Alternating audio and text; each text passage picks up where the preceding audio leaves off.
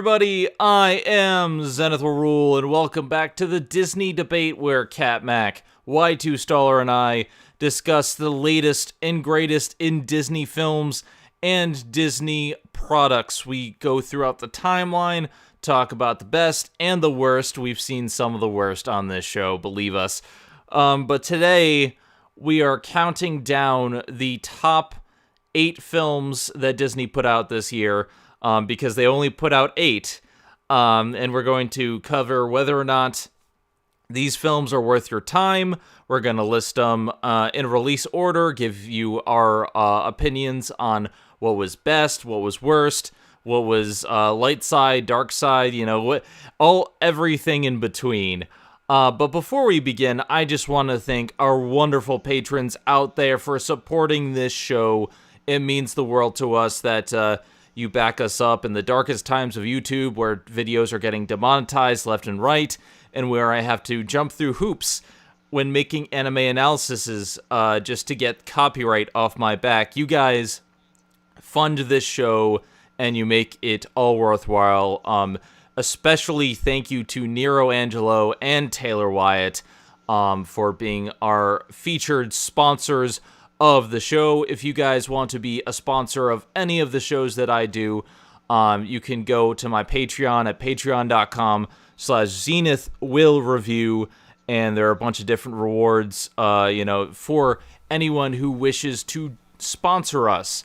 We have promotion, we have other things available if you choose to donate. If not, nothing is hidden behind a paywall. Anyway, guys, I've been talking for way too long. Kat, how's it going? I'm cold and there are wolves after me. Oh! Yeah, I'm not a big fan of winter myself because I freeze very easily. I have no body weight. So, I'm glad that I don't have to plow anymore, but I also got woken up at 8 in the morning just to move my car so the plow could come, which was 2 hours late. So, and I still had to get the snow off the top of my car and everything. So that was not fun. But I'm still in very high spirits myself because we just released a huge video just referencing last week's video on Food Wars Shokugeki no Soma. It's a collaboration between everyone at the Disney Debate. We had such fun making this video. So if you have the time, go out and check that. I was just having so much fun making it, so much fun releasing it and promoting it. I've been pimping it out on Twitter all day, so yeah, that's been my week. Eric, how's it going? Pretty good. I'm luckily with my apartment, like my bedroom is probably the warmest room in the house right now, even more than the living room, only because just the way the heat traps inside with the door closed. So I'm nice and toasty in here, and I don't want to leave my room. Good for you. Yeah. I'm actually lucky in the fact that I don't pay heating. Everything is included with my bill, which is, it's twice what I used to pay in my last place, but I have the heat up to 80, and they told me to keep it up as high as it possibly can because pipes freeze. So they want me to be warm, which is a nice change of pace. I actually for the first 2 years I lived in my apartment, I actually didn't pay electricity for like the first year or so. Because long story short, like our landlord was paying for our electricity and didn't realize it. But anyway, in any event, this 2017 has been a pretty big year for Disney. I mean, not as many releases as 2016 was, because 2016 had, I think there was like 10 or 12 releases. Last year there was about 10. Yeah, about 10. But 2017 there was only 8, mostly because they were saving their big guns for this year. So there's actually so we got a lot of big titles coming up this year, but we want to take a look back at what's going on in 2017, what happened in 2017. Yeah, I think what really defined 2017, in my opinion, was not the quantity. There were less films, but a lot of them, the great majority of these, were quality films. And while there are a couple that we're going to discuss that I felt were mixed, I don't think there was necessarily a bad film this year. Granted, I didn't see Cars 3, and I know I'm going to say that right off the bat. I have not seen Cars 3 because I haven't seen Then Cars... why are you here? I couldn't bring myself to watch Cars 2, and I'm very OCD about continuity, and when it comes to watching films, I have to do them in a certain order. But I can't bring myself to watch Cars 2 because everyone says it's bad. So I didn't see Cars 3. Folks, when we get to talk about Cars 3, me and Kat will explain that you didn't need to see Cars 2, but we'll get to that. Like I said, it's my OCD. I know you explained this to me, but my brain is telling me, no, you gotta watch them all. Shame. Shame. Ding, Shame. ding. I'm basically like that guy in Soul Eater where everything has to be symmetrical, except for me, I have to watch things in an order. It's just the way my brain works. I don't know, don't question it. Sometimes I can get around it, but oftentimes I'm just like, no, I have to do it in this way. Then how the hell did you get through those Star Wars movies? I was a kid back then, and back then we didn't really know that they were episodes and whatnot. Anyway, let us actually start off our list this year. First, we had a pretty strong start with Beauty and the Beast. This was one of the earliest films in the year. This was one we actually saw in theaters, all three of us together. Or at least it was me, Doug, and Kat. Were you there, Eric? I was. No, I saw it with you and Elena another time. Yeah, if I remember correctly. Yeah, me and my fiance Elena, we were with Kat. We went to go see it another time for. I saw it 3 times, and 2 of those times was in the 3rd row of the theater in 3D. My eyes were killing me. We should mention real quick before we start this. So, as we mentioned, we're going to be doing this in order of release date, just to make it easier on ourselves, so we're all talking about the same thing. We're also rating it from, since there's 8 films, we're going to do 8 being the worst, 1 being the best. So that'll be our numerical order for this. So, hopefully you guys remembered your numerical order. I have my list Good. right here. I'm just adjusting a little bit. So I think I'm going to start us off. I had Beauty and the Beast at number 5. And this is not saying that this was a very bad film, because of the films on my list, I've seen 7 of the 8. And the bottom 2 are the ones with problems. Beauty and the Beast, I thought, was perfectly servable. I think it's a great film, but it's not necessary viewing unless you're a really big Disney fan, because it's pretty much telling the same exact story you've seen before. I would have put it higher on the list if it was like a new property, because it's a really well-made adaptation, but overall, compared to some of the higher films that I placed on the list, it's just not, it doesn't have that same appeal to it. So it's around a middling point in the scale. So I put it at number 5. Yeah, for me, I actually put it at number 7, and I know that seems pretty bad, but as I will get into on the later films, the other films, the thing to their benefit is that a lot of them are sequels for starters, and their job was basically to improve upon the first installment, which a lot of them this year surprisingly did. Beauty and the Beast is pretty much the only retelling of an already existing story, and the thing is, Beauty and the Beast in and of itself is already kind of, the perfect movie, a masterpiece. That is to say, it doesn't have its flaws. It most certainly does, and I do applaud this movie for trying to, fill in those plot holes and get around the flaws and make it a little bit more accurate to how it would be it had it taken place at the appropriate time period and everything, but to me, it just kind of felt unnecessary, and it kind of created its own set of problems from trying to fix the existing ones. So, yeah, to me, this was just something unnecessary, enjoyable, don't get me wrong, but for the most part, unnecessary and pales in comparison to the other films on the list, except for one, but we'll get to that. I also had it at number 7 as well, because not that it wasn't bad, for the same reasons that Kat has it at number 7. Not that the movie was bad per se, but just there were other films that came out later that year that just kind of did, that just felt better for me.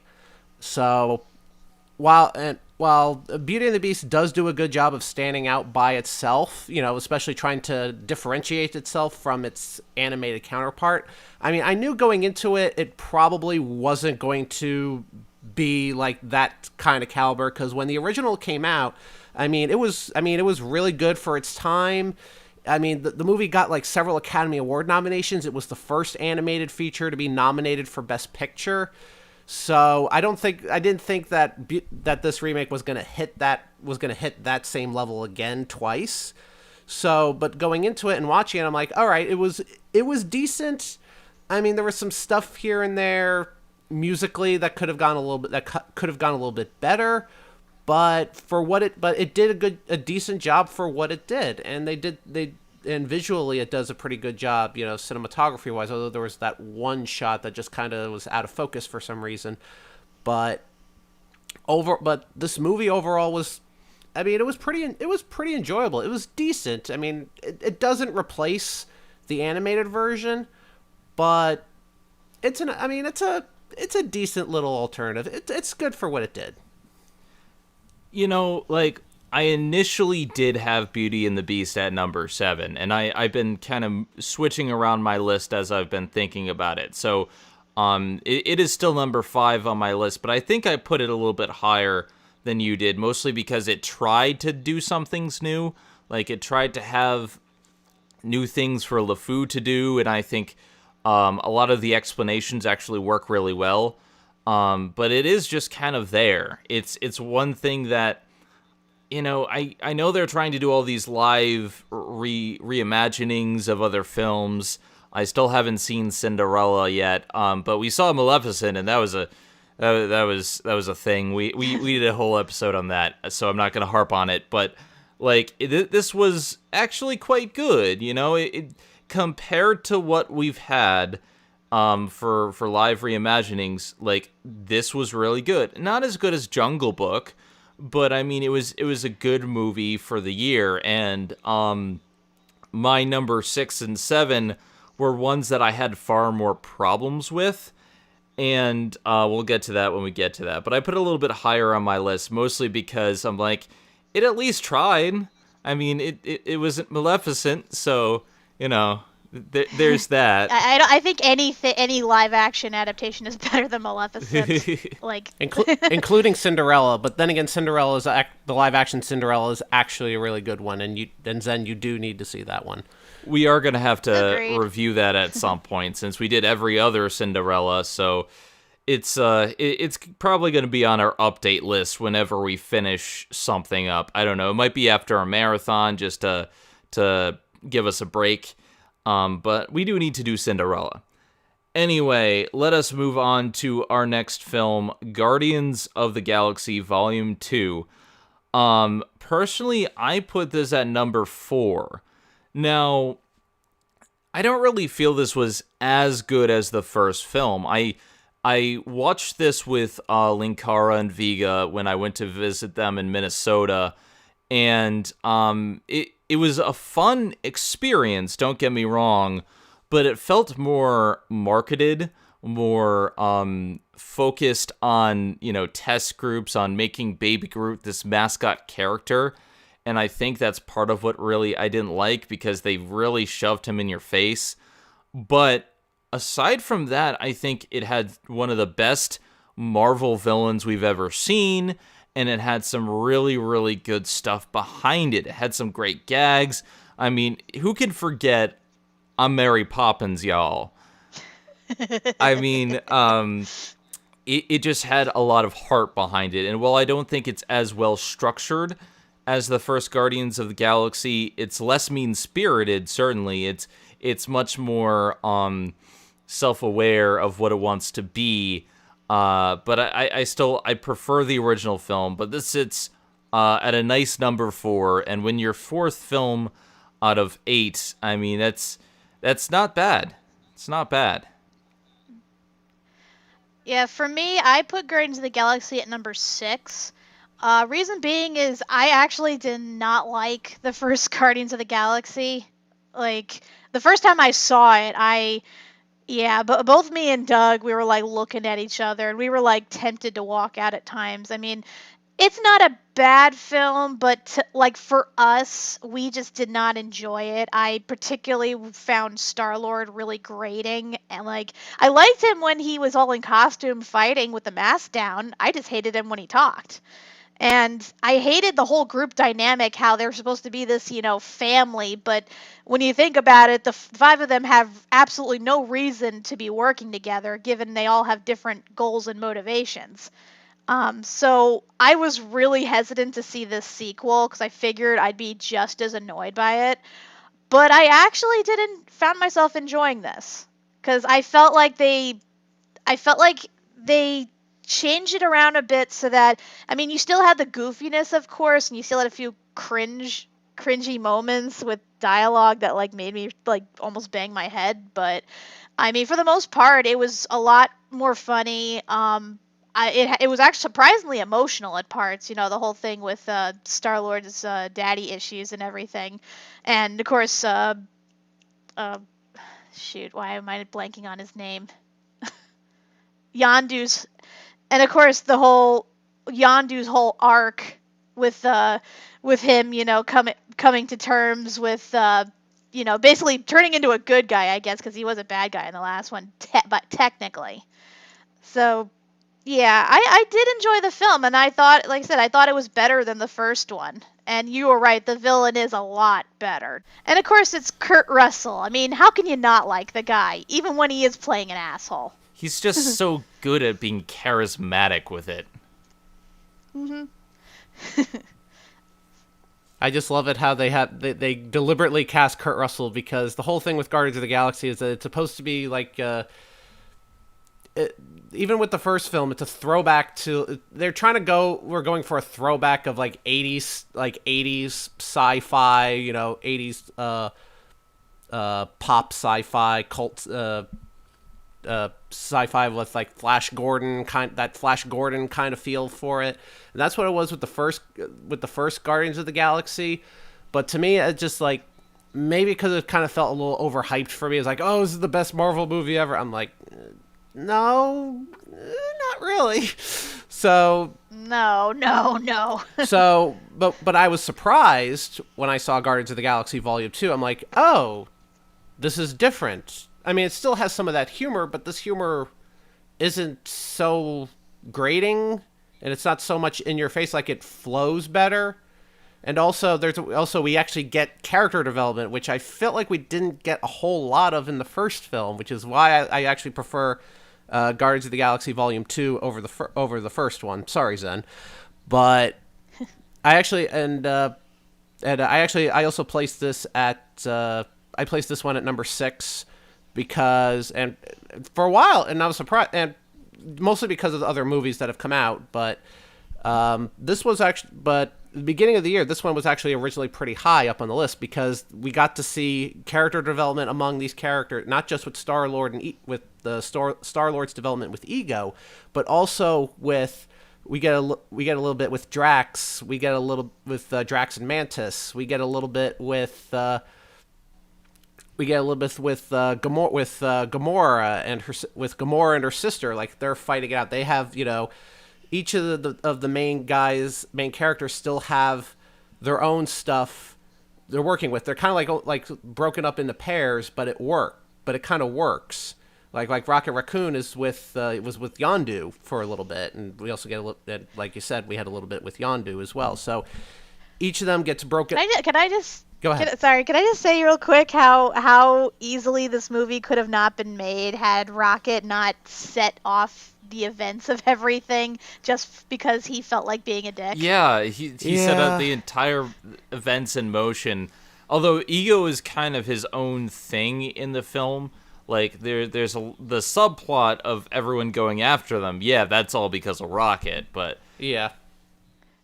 But I just felt like the other stuff in the film kind of makes up for that. So, yeah, I know that's plot stuff, but whatever. But I had it at number 6 because while it was good, there were other stuff for the same reason with Beauty and the Beast. There were other stuff that came out later that were just better for me. Yeah, Guardians of the Galaxy, it's like, actually, before I get into this point, let me just say that Marvel's outings lately, especially in Phase 3, have been amazing. I've really enjoyed all of Phase 3, especially now that we have Ant-Man and Doctor Strange and all these various different heroes, like, walking around, and they're allowed to be so different. And Guardians of the Galaxy is different. I'm not necessarily sure if it's everyone's cup of tea, and I think the way they marketed this film, the way they made it, it's not as punchy, it's not as witty as the previous one, and I think that's what I liked about it. Like, the original to me was a lot like Deadpool. Sure, it's very raunchy, very dirty humor, but to me, like, it was doing something completely different. Guardians 2 didn't really set itself apart in terms of that, but it tried a different direction, and it worked. It's just not my favorite of the year because we have a lot better Marvel stuff coming up. Shall we move on to Pirates of the Caribbean 5? 8! Number 8! My rating is 8! -8! -8,000! -5 stars! Throw it into the black hole! I have it at number 7. Granted, I didn't see 8 films this year, so... but if you did, it would also be an 8. Now, I liked it more than you guys did, but there's a lot of very glaring flaws, and I think one of the biggest is that ending, not the actual ending of the film, but what happens afterwards, and they're teasing. You do realize there's no plans for a Pirates 6, right? I want to make this perfectly clear. There's no plans for a Pirates 6 because the movie did not. Better fucking not be. I mean, because to be fair, there had always for the last couple of years been talks of a 5th Pirates movie, ever since the end of the 3rd one, because they definitely wanted to do a 4th one, and there had been talks of a possibility of a 5th one. They wanted to do 2 more after this, at least. But given the box office numbers with the 5th Pirates film, I don't think we're gonna see. I think this is it. The only way that Disney does another Pirates of the Caribbean movie is they reboot the franchise. Is they get rid of Jack Sparrow. They focus on they do a whole different pirate crew. They do a whole different cast of pirates. That's the only way they could do this because it's Pirates of the Caribbean, so it could be anybody. So that's the only way I see this. Moving on. All right. Now, Yeah, you two better go first. I'll save my ranting for the end. Okay. Now, when I initially saw this film, I was actually very entertained. But the thing is, this is a very big popcorn action flick.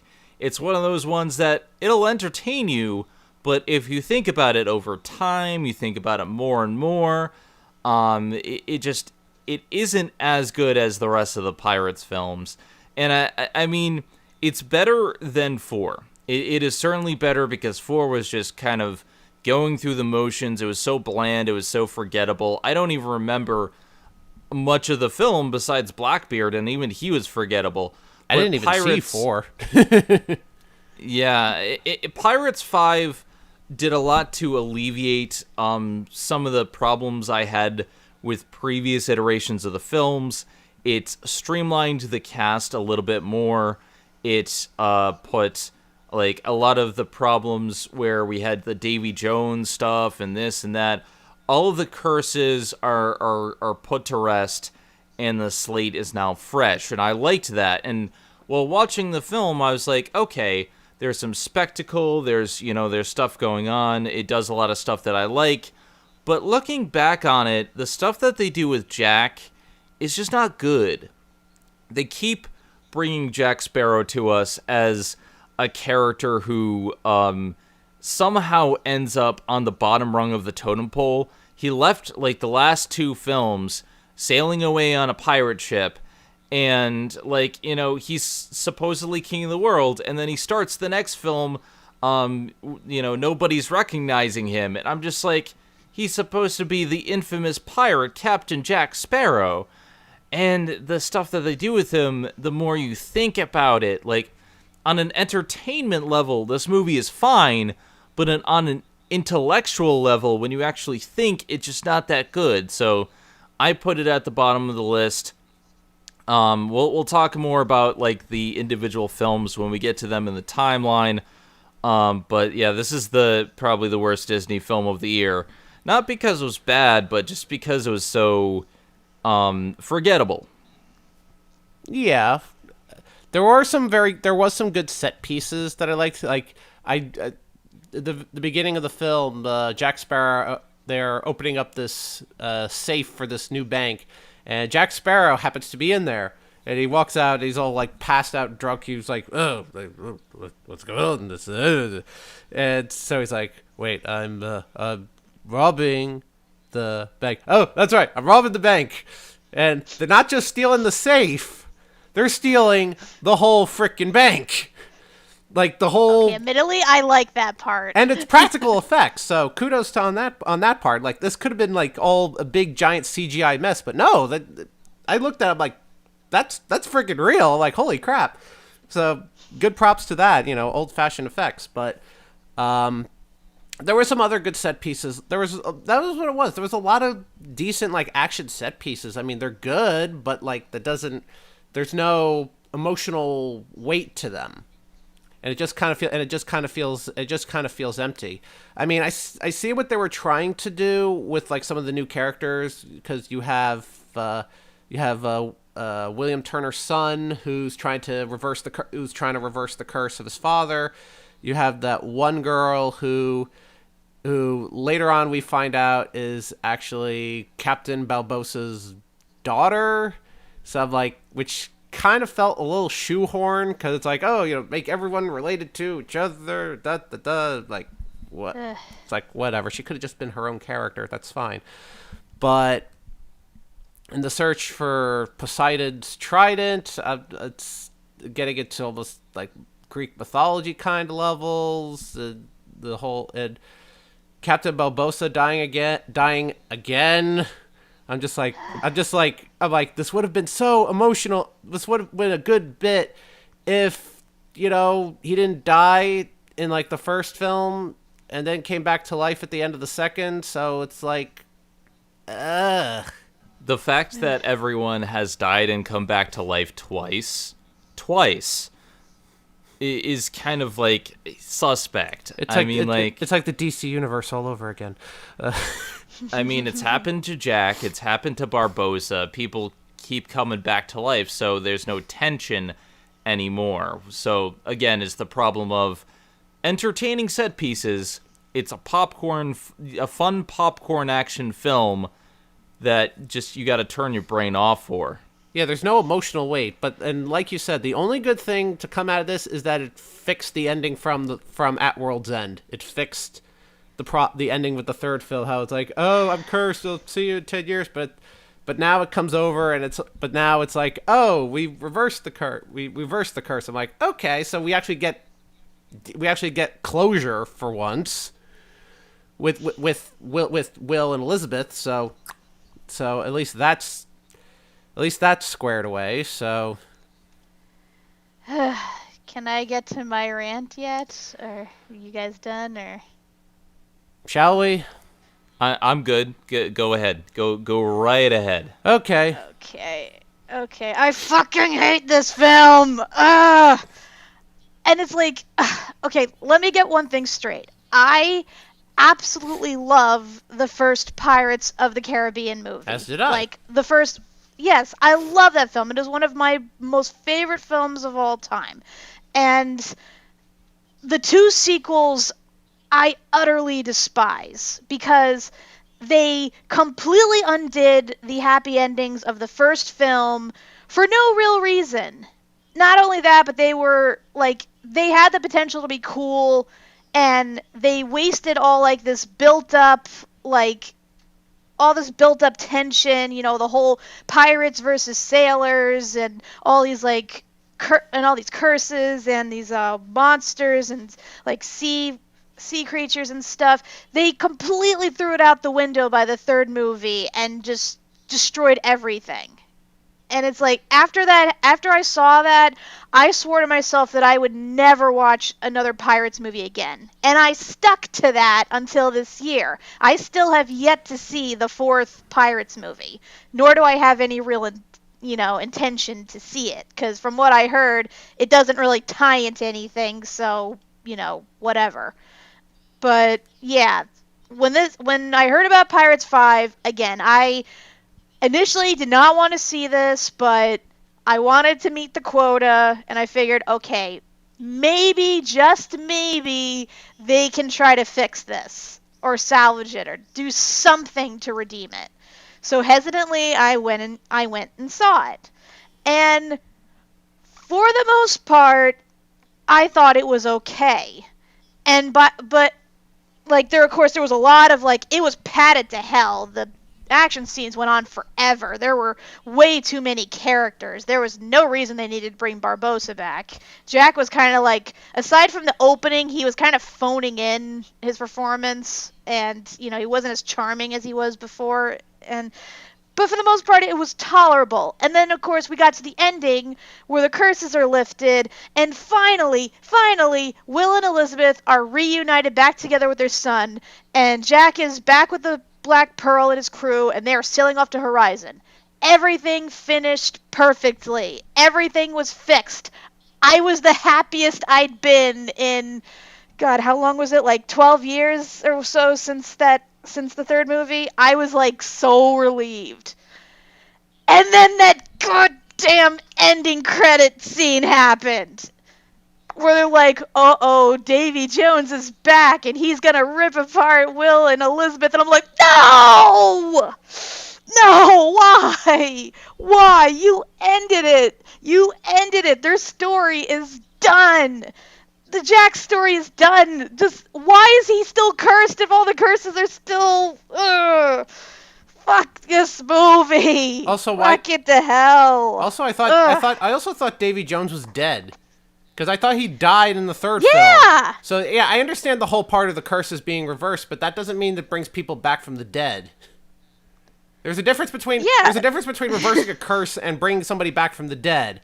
The Poseidon's trident is not meant to bring people back from the dead, unless you use it to bring people back. We have also established how to bring people back from the dead, and it's not related to this.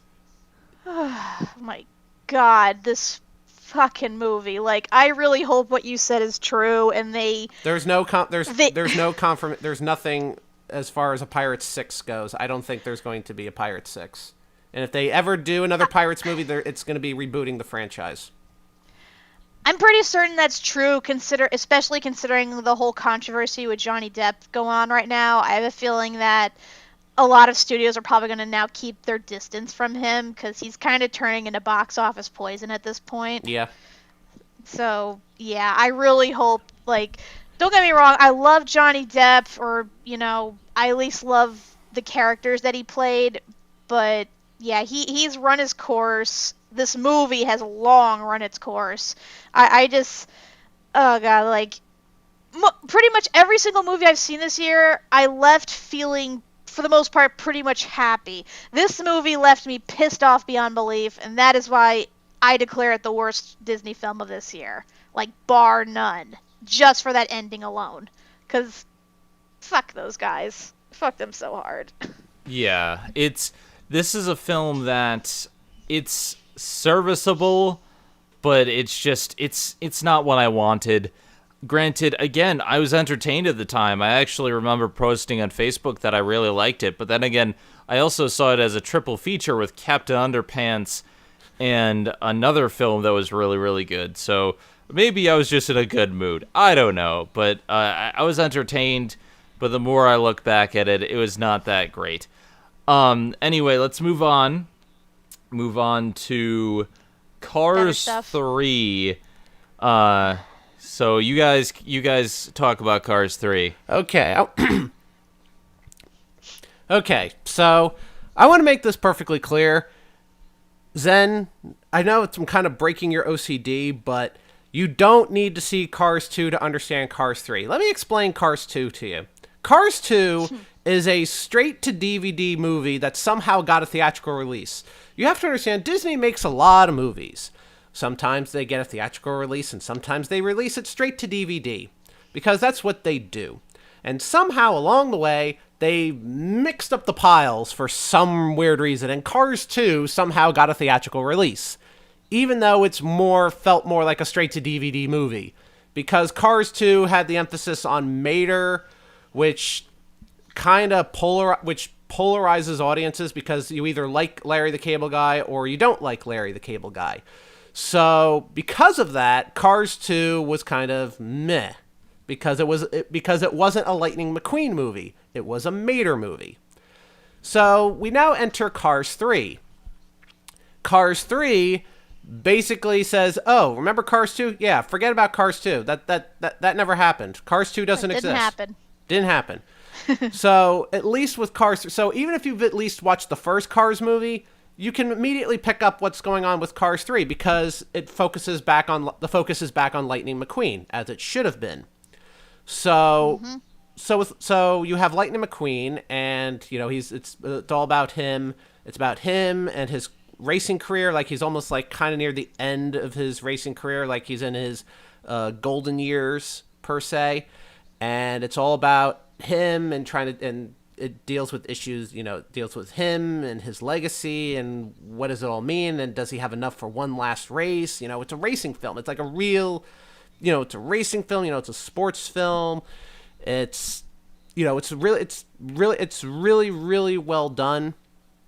I mean, they expand a little bit more into the world of Cars. Like, there's a scene where they do like a demolition derby, which was actually pretty cool. It all builds up, to this big race that he has, and it's whether he can keep up with these younger guys, that have all this high tech, training stuff, and he gets into it, tries to get high tech training stuff too, and he's all over the place with it, and it's just so brilliant, and how well it's done, and then he finds like these older guys that are like like old racers, and they're trying to mentor him, and it's a really good sports flick. It's a really good sports film. Like, if you're really into like racing and stuff, it's really good. Yeah, Cars 3 surprised me a lot, because coming on the heels of Cars 2, I expected this to be, another what should have been straight to DVD installment. Honestly, I thought the marketing for this was brilliant, with the teaser they showing for it being Lightning McQueen suffering this huge, like, car wreck, and you think for a moment that he might actually be dead. And I'm like, whoa, this just took a dark turn. I'm liking this. And to be fair, and in actuality, the movie isn't really that dark, but it has a way more mature tone than the first two movies did. Because this is basically, talking about, someone who is basically a legend, coming to the point where he has to retire. Because, all the youngins are starting to surpass him. Technology is now, developing far beyond what he's used to, and there's, no place for him. So he has to figure out what he can do to get back on top. And I feel like it's a very relatable film because, everybody gets to a point in their lives where, they feel like they're getting too old for this, or that they can't measure up to the newer people that, have natural talent that far surpass their own. It's genuinely like heartfelt and full of emotion. You really feel for Lightning in this, because where in the first one, he's all cocky and everything. In this one, he has a right to be cocky because he's basically the best at what he does, but now that's no longer the case. And I like his whole journey with trying to discover, how he can get better and what he's to do, where he's to go from there. Like I said, I don't want to spoil too much for you, Zen, because I know you haven't seen it. That's why I'm being a bit vague about certain things. But yeah, I really enjoyed this film. I kind of got emotional at the parts with the Hudson Hornet, Doc Hudson, because, Paul Newman, he died before Cars 2 was released. And they actually use a lot of his leftover audio in this film. So, you can and it's kind of Doc's movie too, even though he's, technically not in it, because you actually find out more about his background as well, and just how you actually get a feel for how deep the relationship between him and Lightning became, in terms of a student teacher. So I thought it was, genuinely moving, and the ending I thought it was perfect. Like I said, I won't spoil anything, but I was very satisfied with how it ended, and I thought it was a logical conclusion. Like, the only thing I didn't like about it was the introduction of the new character, Cruz, because she's kind of like Lightning's new sidekick, sort of a replacement for Mater, but she's kind of annoying in the same way, just in her, a more, like a younger person making fun of an older person by, constantly referencing their age and everything, and kind of being a bit, stupid when it came to certain things.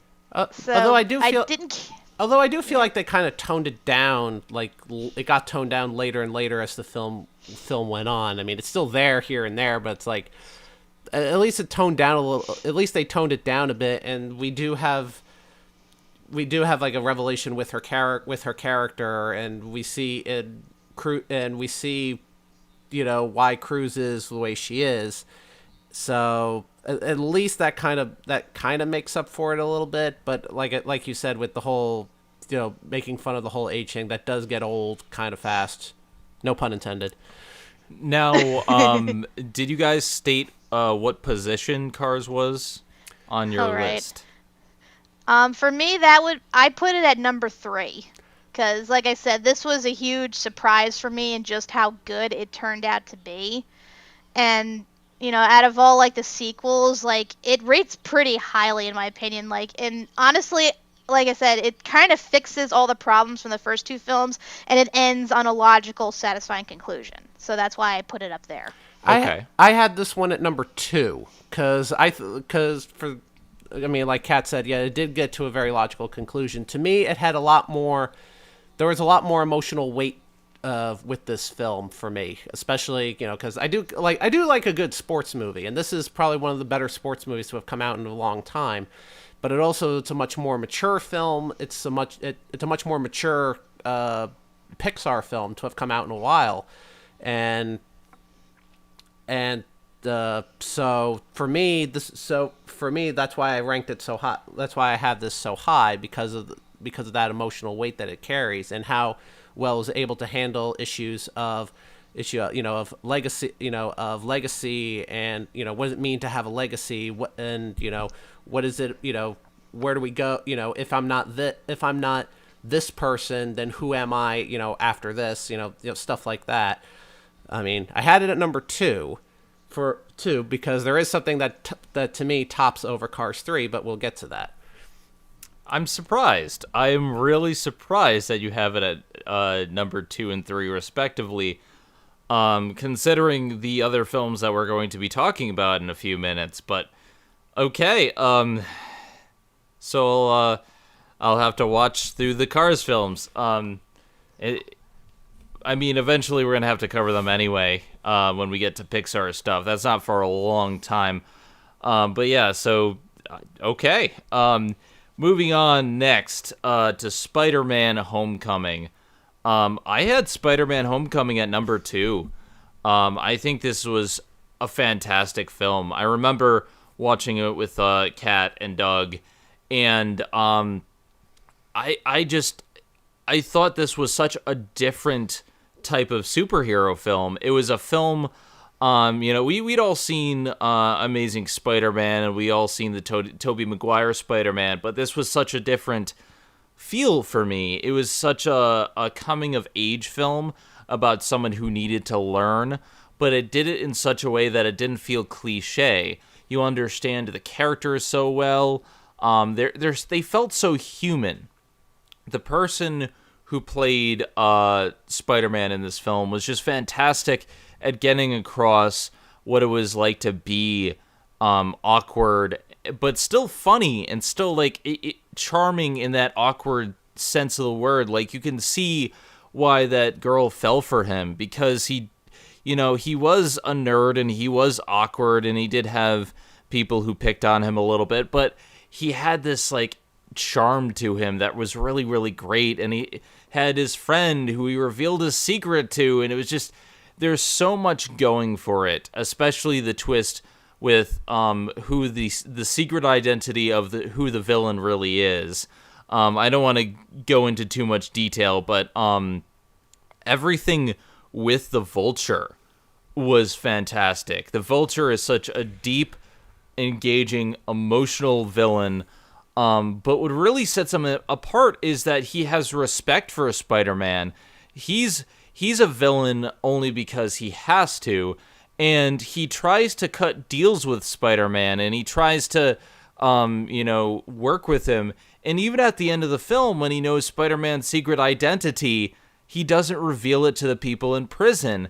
And it's just like there's such a respect that the Vulture has, more so than any of the other Spider-Man villains. And he has, there are portions where I was actually rooting for him, because he's such a well-defined person, and he's only doing it to support his family when he has no other option. And they do so much with these characters. It's really a character piece. And the moment where Spider-Man is crushed under a whole like house of rubble, and he has to, he doesn't believe that he can do it, and he has to really dig in deep to find the strength to lift this, is one of the biggest moments in Spider-Man history in the comics, and it was so well done here. And it just, I could gush for ages, but I loved this film. Yeah, I agree. And actually, I made this my number 1 pick of the year. For all the reasons you stated, plus the fact that this movie saved 2 franchises. It is now the best Spider-Man 3 movie, and it is the best Iron Man 3 movie. Because, yes, when you think about it, this is technically an Iron Man film, too. And Iron Man, like Pirates of the Caribbean, I absolutely adore the first film. And I despise the later 2, especially the third one. And seeing this film, which, not only made up for all the crappy Spider-Man movies we've had to deal with from Fox in the past decade or so, made up for the crappy Iron Man films we had to deal with as well. And it's like you said, the characterization, getting to see Spider-Man in a whole new light, and seeing him be so endearing as, a younger, like, high schooler, and his whole arc with trying to become his own superhero and live up to the legacy of the Avengers. Not to mention, seeing Tony actually genuinely giving a damn about someone, and, logically looking out for them. And just, and oh my God, Michael Keaton, he was born to be a villain. Like, this was the most perfect role I've ever seen him in, aside from Batman. Like, the whole scene in the car with him and Peter, that gives me chills every single time. I absolutely love it. I want more of that. Can I just say the cinematography in this film? Oh my God. One thing I will say, though, The one detriment to this otherwise brilliant film is that the web slinging is not as good as previous Spider-Man films. It's better than Tobey Maguire's, but I think Amazing Spider-Man had better web swinging personally, but that's a small gripe, and he's still learning, so that he has room to improve. Right. Yeah, because it's not like the first couple of movies where where the web comes out of his wrist. Like he actually like has to make his own shit. So yeah, and of course he's younger, so naturally he hasn't had much practice. Although I do like how his suit has all of these ridiculous features like added to him. It's like, you have over 500 different web slinging abilities. Set to kill mode. Wait, what? I love what is it, Karen, the lady in the suit. The voice of Karen. There's so much to like. There's so much to talk about. Spider-Man Homecoming was such a breath of fresh air. Spider-Man, we missed you. I mean, you were great in Civil War, and then you came in here. You came in like a wrecking ball, and just took all the other Spider-Man by surprise, and now you're on top. Yeah, like Tom Holland is a total cinnamon roll. I absolutely adore him, and I can't wait to see more of him. Eric, what do you think of the Spider-Man? I mean, I didn't rank it as high as a lot. I actually had this at number 4. Yeah, I had this at number 4. Only because to me, I know this is going to sound weird, but as a Spider-Man film, like, as a Spider-Man film, to me, it felt more like it was Iron Man 4 as opposed to it just being like Spider-Man. I mean, even the web suit is like basically like it's like the Iron Man suit. It's just like it's more like a trimmed down Spider-Man suit. To me, I see it like this. What Spider-Man Homecoming is to Iron Man is what Creed is to Rocky. And that's how I kind of feel that it is. Like, yes, it does make up for Iron Man 3, definitely. But the whole Spider-Man having a protege kind of thing, maybe that's what's kind of throwing me off, because I mean, I've watched the Tobey Maguire Spider-Mans, and yeah, he had Uncle Ben, but Uncle Ben was dead. This one, he kind of has like a living protege, and I think you mean mentor. Mentor, thank you. Has a living mentor, so I'm like, okay, I'm like, all right. But also, as a side note, why is it with each new Spider-Man movie, Aunt May keeps getting younger? Why is that? Because we go from... Well, I do have an answer for that, actually. This is the comics. The comics wanted her to be more relatable because they think, relationships are boring, which is why they killed off Aunt May in the comics originally, and then to bring her back to life, they undid Spider-Man's marriage because I know. Basically, they think older people aren't relatable, so they've been making everyone younger, and Aunt May is now younger in the comics. Don't ask me why. I think it's a little bit weird. They even make fun. They even made her a running gag with her being like, "Oh, look how hot she is. She's a MILF," that kind of thing. It's like, well, to be fair, like, look at it from a logical standpoint. Like, they refer to her as, was it Peter's father's sister-in-law, I guess? So if that's the case, like, his father would have had to be like really old, like. Yeah. And it kind of doesn't make sense, in my opinion. Like, it makes sense more that, she would have been of adult age, like, I want to say probably around the 30s or something when, when Peter's parents died and then when Ben died. That it makes more sense. Where is in the comic, she's like this really old lady, and it's like, so wait, is she his great aunt? Is that why she's so old? But they never call her a great aunt, nor do they ever make it clear. Just that Peter's father and Uncle Ben were like brothers. Yeah. So unless there was a huge age gap in between, it does make more sense for her to be younger. Yeah. That's just from my opinion. Okay. But I like it. but maybe it hasn't grown on me so much because because it feels like it's still like it's because you have the Marvel Cinematic Universe and then you have like Spider-Man. It's kind of like almost like with what they're doing with Batman in the DC expanded universe. Like these are characters who for the longest time were never really part of any universe per se.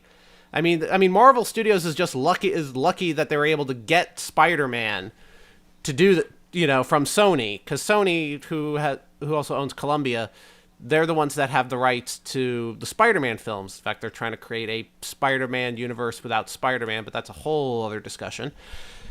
And I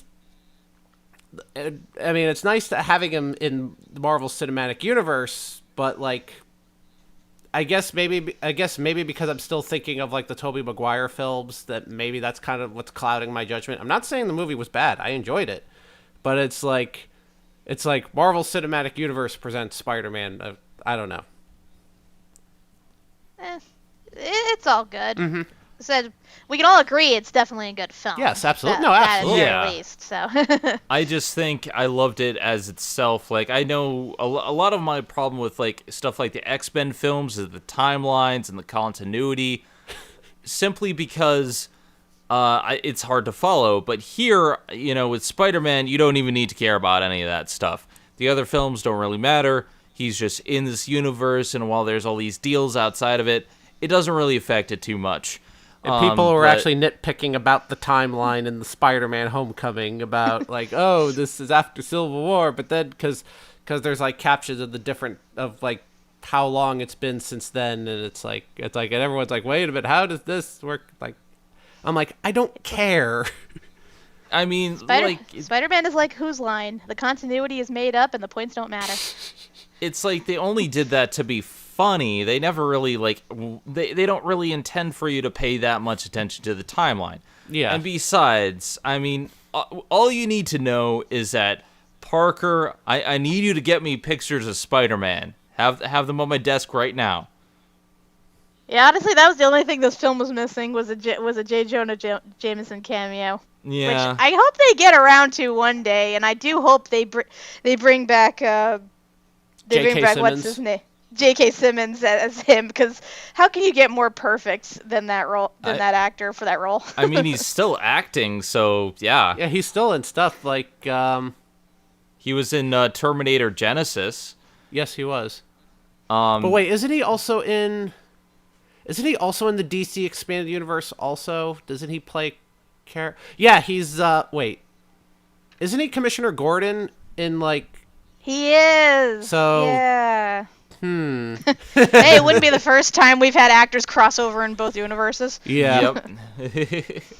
Yep. So now let's move on to another Marvel film. Marvel was really strong with a lot of this stuff. They put out a big, strong outing, and the next one on the list is Thor Ragnarok. Now, Thor Ragnarok I put at number 3. Because I think this was, I think this was much more emotional than Guardians of the Galaxy, which I put at 4. I felt it had much more weight, and I had so much fun laughing with everyone because Thor is, for once, a hilarious film. Like, Thor Ragnarok was great. I think this was the best structured, best plotted Thor film. I really felt for the conflict. And for once, I felt like Thor was, there was actual stakes for Thor. And it just felt like this was much more Thor's film rather than the first one where it was just an origin story. And it was a good origin story, just, a lot of it felt kind of boring. I liked the first 20 minutes. The rest of it was kind of okay, not bad, but okay. And then the second one I felt had problems with pacing and had problems with the villain, which I didn't care about the villain. I didn't care about the Dark Elves or whatever they were doing. What I did care about in that film was Loki, and Loki steals the show in this too. So you have like this all-star cast, Loki and Thor working off each other. You throw Hulk into the mix. You have some new characters.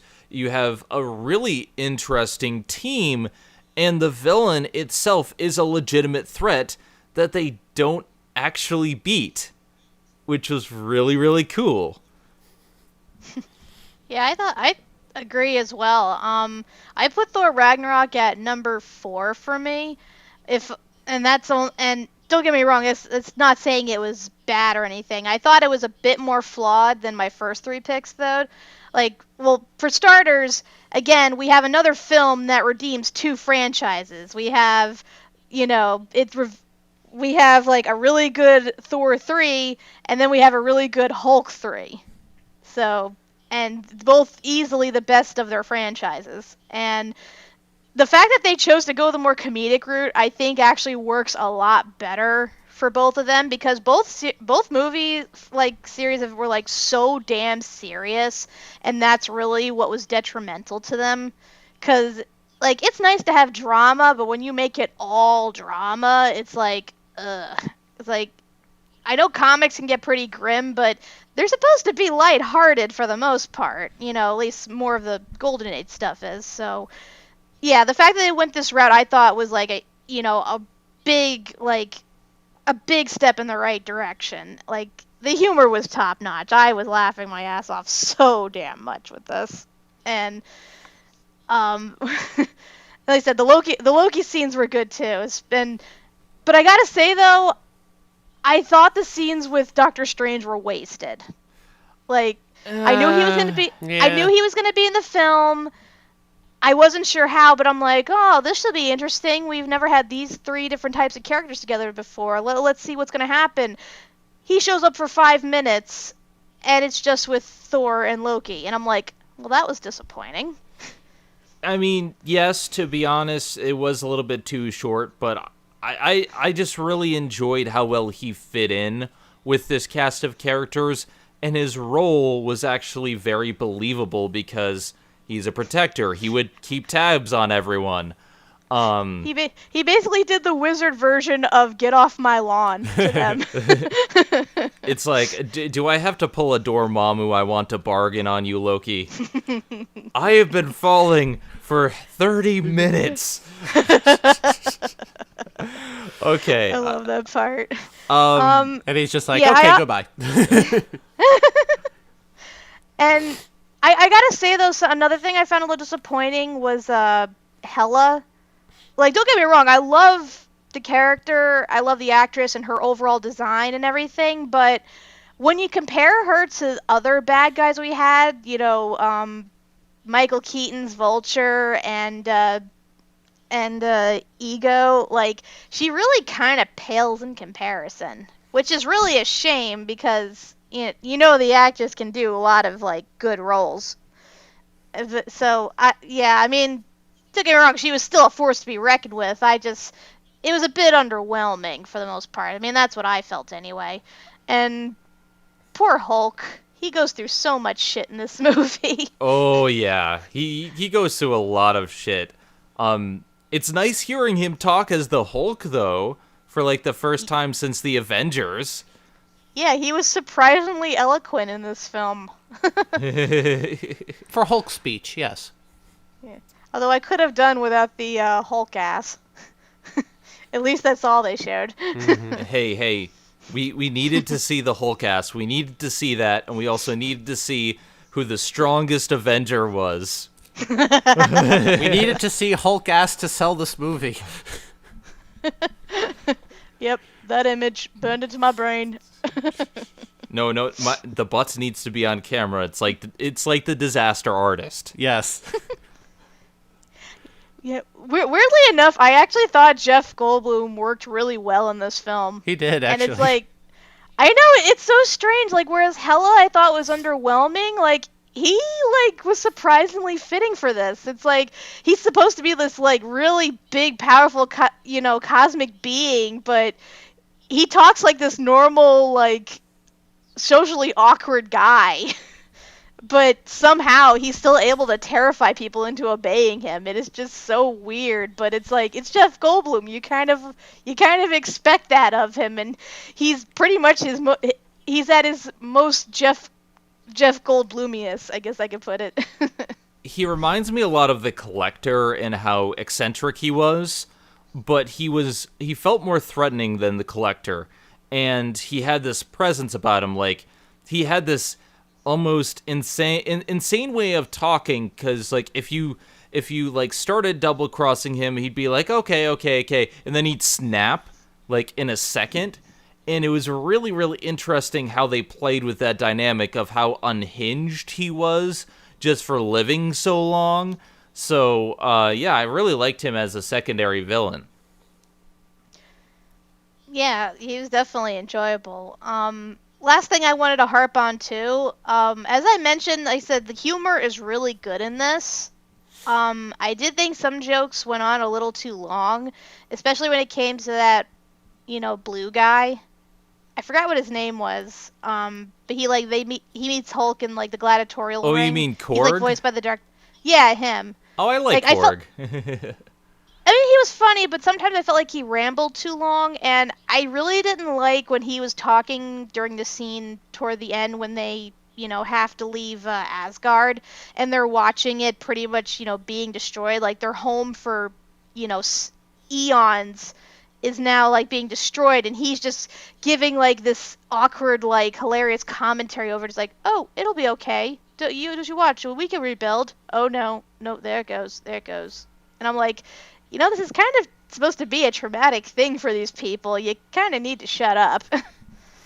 So that part I didn't really care for too much. The funny thing, though, Korg is portrayed by the director of the film.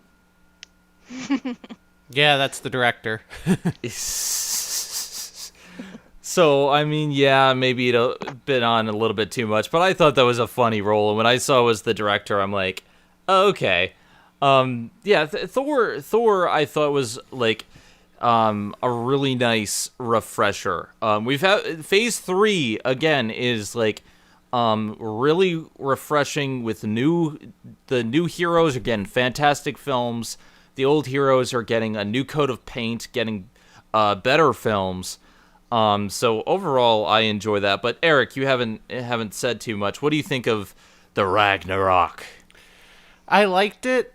When I first came in, this is probably the funniest of all the funniest of all the Marvel movies, and for good reason. But at the same, well, when I was watching it, I was laughing, but at the same time, I'm like, where the hell was this the first two Thor movies? Because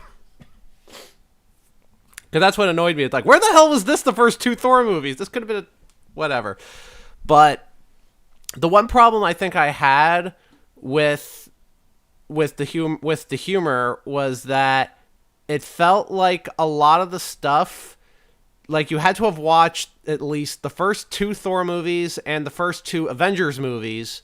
That's Avengers and Avengers Age of Ultron, in order to get what was going on here, especially with a lot of the humor, especially in like the gladiatorial arena, the gladiatorial arena fight, where a lot of it was just a lot of callback humor. And I remember I was talking to some coworkers at work, and like I said to them, like, they want to go see it, but I'm like, yeah, but you kind of needed to watch this movie and this movie. It's like you have to do homework first before you could watch Thor Ragnarok, and that's what kind of bums me out a little bit. Is like if you haven't been keeping up with the Marvel movies, that you kind of miss on a lot of jokes. Like my fiance Elena couldn't see this movie until she saw Avengers Age of Ultron. And when she did see that you watched it, she was watching like, oh, okay, I get this now. That's the one thing that I have. I actually placed this at number 5. Yeah, I had this at number 5, simply because I felt like a lot of the humor, it's like you had to do research first in order to get this, and like, eh. Yeah, I often forget, how these films look to the eyes of somebody who, at most watches maybe 2 or 3 films a year and doesn't follow on franchises. So when your fiance was like, oh, I haven't seen this and I haven't seen that, I'm like, ugh. It's like, how are we supposed to show you this if you haven't seen this, and this first? That's one of so it's both both good and a bad thing about all these movies. Is like, yes, they're great. They're how they're all intertwined and everything, but at a certain point, it's like, oh, but if in order to watch this film, you had to have seen this one and this one and this one. I mean, it's the comic book approach. Like, you jump in the middle, but then it's like, wait a minute, what about all this, and this? Then you have to go back and watch or read the other stuff in order to get it. I think Marvel needs to start putting disclaimers on their films saying you must have watched the following films in order to get the reference in this movie. Oh God, that's like with Infinity War when that comes out. You had to have watched everything from Iron Man up to Black Panther. I feel bad for the poor bastard that jumped straight into Infinity War without having watched any of the previous films. They're going to be so goddamn lost. Yeah, I mean, that's a problem of comic books in general, and I think Linkara addressed this as well, is that it is very hard for new readers to get into comic books and keep up with the comic books. And while I do love continuity, and we are getting like some films like, say, Black Panther, or like, you know, Ant-Man or Doctor Strange, which, you know, they're separate, they have some ties, but you can kind of watch them stand alone. But we're starting to get to the point where a lot of the bigger films in the lineup are just, you kind of have to have been from the beginning. They're banking on you being a fan from the beginning. And granted, I'm one of those fans. I've seen every single one of them in theaters when they came out. I was the person who, I did the Avengers promotion at, I think, Dunkin' Donuts when Captain America first came out. And I saw Captain America, the first day in my Captain America shirt, because, that's me. But at some point, they're either going to have to kill off the entire universe, which is what they might do with Infinity Gauntlet, just to reset stuff, or they're going to have to reboot everything because it's going to start getting a little bit much. Granted, I don't feel franchise fatigue because I'm so blown away by some of these cinematic marvels, especially just getting chills every single time I watch the Infinity War trailer. But that's just because I know how big it is, and the fact that it has all these heroes and a lot that haven't even been shown, because I know like a lot of the Netflix heroes are going to be involved as well. So, and it's amazing because I've seen the trailer to Infinity War now so many times that I still get chills watching it, because it's like we all know that it's leading up to this moment. We all know we were going to get to this point. It was clearly defined going as far back as the first Avengers film that it was going to get to this. And now that it's here, it's like, we don't know what we're going to do. Like, we don't know how to feel. Like, I didn't know how to feel about this. It's like, wait, what? We're here already? I know, it seemed like yesterday when I was watching the first Avengers movie, and it's like, now we have like 3 times the cast. It's like, holy shit, how are they going to balance this? I can't wait! Oh, it's going to be awesome! It is gonna be so damn awesome. But with that said, let us move on to Coco. Now, I'm gonna let you guys go first because I have some things to say, because I got to get the tissues ready. But you guys go. Eric, why don't you start us off with your stance on Coco? Oh, real quick, sorry, I just wanted to state this real quick, because this movie and the next movie we're talking about is still in theaters at the time of this podcast. Spoilers! So, just wanted to get that out of the way real quick. Yep. As if we haven't already been talking about spoilers already. Go on, Eric. Thank you. So, this is my number one. This one right here is my, excuse me. This one right here is my number one film, because of this one really took me by surprise. Because I mean, watching the trailers leading up to it, it's like whatever. Because I mean, a lot of us had thought of the Book of Life that came out a few years ago, stuck in their head. Day of the Dead. A guy boy goes to the land of the dead or whatever. So you have that. So we're like, all right, this isn't really anything new per se, but the way the way the film handles death, and how it handles with memories of loved ones, and being able to remember them, even after they have passed on, and how it addresses those issues. It does it in a very sincere way, and it's sometimes very lighthearted. There's a lot of music in this. I wouldn't necessarily make this a musical per se, because it's not driving the narrative. There's a lot of musical bits in there. A lot of like the Mexican, mariachi kind of music, sort of. But it does it so well, and when they get to the land of the dead, it's gorgeous. Like it's very eye popping, with all the lights and the colors, and it does it so well. It kind of the way they handle it, it's kind of reminded me a little bit of Beetlejuice, in which, with all the administrative stuff that they have to go through, with the checking through the clearance and stuff. I thought that was brilliant. Like the one scene where the kid had to go out and be like, I got to go use the restroom just to get away, and he's like, doesn't he know he doesn't have a restroom? And immediately I was thinking men's room. What, are you kidding me? From Beetlejuice, because that's what it reminded me of. I know, you gotta love it. Even in the afterlife, there's Border Patrol. Yeah. Although the Border Patrol kind of has like a failsafe. Like I feel like they don't really need it, because there's like a bed of there's like an arch of flowers, but you get sucked into the flowers if nobody remembers you on the other side. So why do they have the checkpoint if that's kind of a failsafe thing? That I don't know. I'm getting too technical. They want to keep people from dying again. Yeah, because they do have like a permadeath thing with the land of the dead. With their land of the dead, they have like the neighborhood of people that have been forgotten, that people on the other side don't remember, and they just fade away. And the way they did that scene, sorry, I'm trying to talk without getting too emotional. So at the beginning of the film, we have Miguel, who wants to become a singer, wants to become a musician, but his family's like, no, and and that whole bit, how that ties in with him and his journey in the land of the dead, and trying to get back home, and how that kind of ties in, and the main song,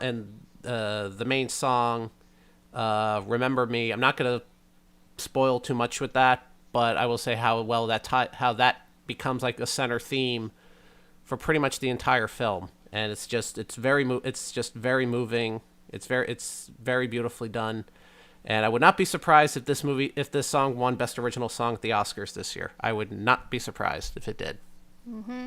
Agreed.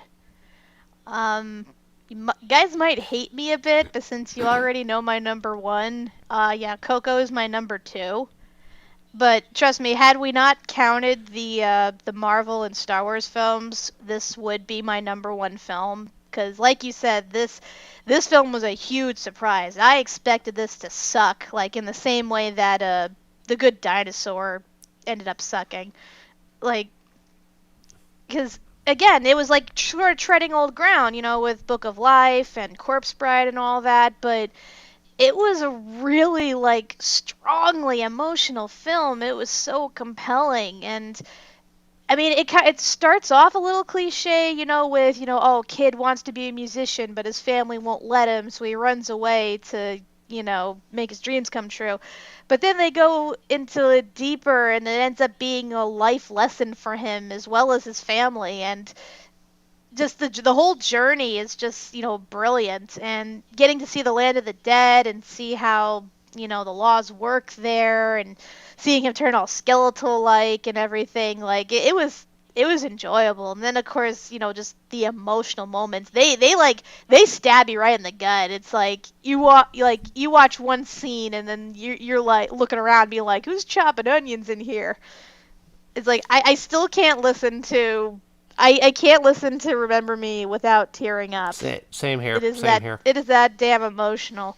I had a really hard time deciding picking between this and Spider-Man Homecoming. What ultimately ended up being the deciding factor for me was two reasons.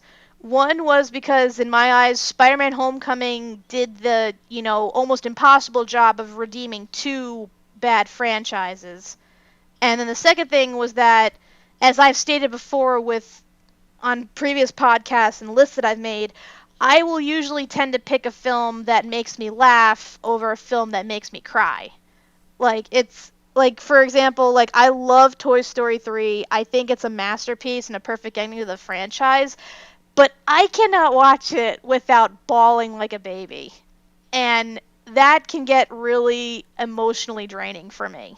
So it was for that reason why I put Coco at number 2, because I kind of feel that in the same vein. If you're the type of person who doesn't, unless you want to cry, unless you put on a movie with the intention to cry, you don't normally want to cry when you watch a movie.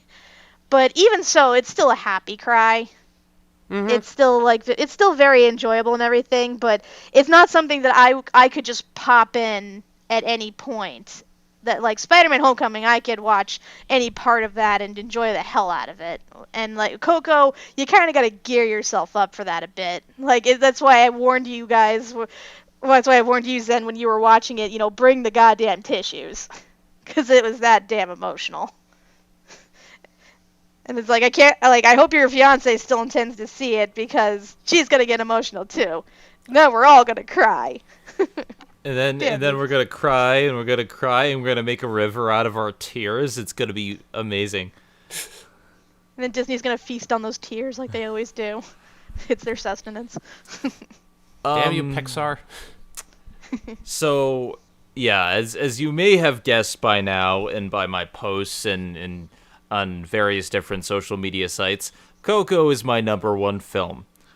And in my opinion, it is my number one film of the last 20 years.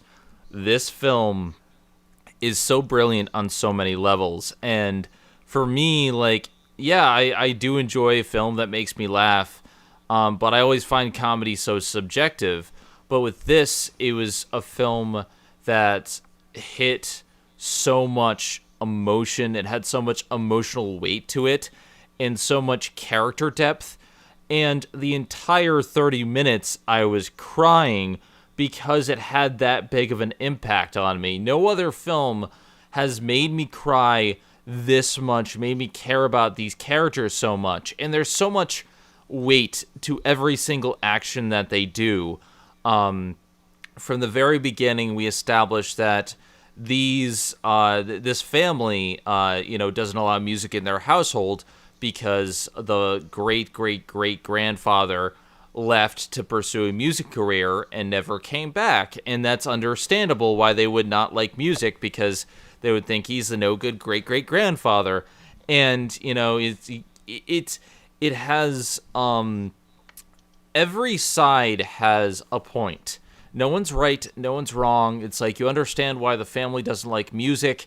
You understand why Miguel just wants to go for his passion, because it's in him and it's not something you can deny. It's something that he has to pursue because it's literally a part of him. And so you really get behind these characters. And when he steals a guitar in order to enter this music competition, and he gets cursed to enter the land of the dead and find a way to undo it. And the only way to undo it is from the blessing of his family members, but they won't do it if he's doing it for the sake of music.